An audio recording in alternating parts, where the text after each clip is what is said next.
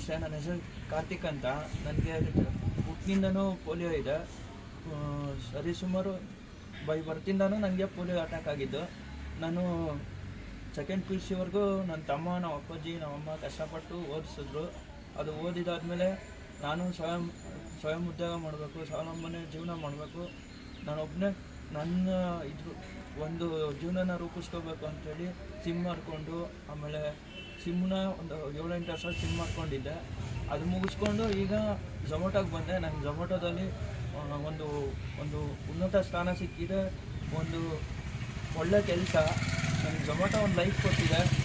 ಹ್ಯಾಂಡಿಕ್ಯಾಪಿಗೆ ಆ ಕಂಪ್ನಿಗೂ ಕೆಲಸ ಕೊಡೋಲ್ಲ, ಬಟ್ ಝೊಮೊಟೊ ಲೈಫಲ್ಲಿ ಕೆಲಸ ಕೊಟ್ಟು ಒಂದು ಶಕ್ತಿಯಾಗಿ ನಿಂತೈತೆ. ನಾನು ಧನ್ಯವಾದನ ಝೊಮೊಟೋಗೆ ಹೇಳ್ತೀನಿ.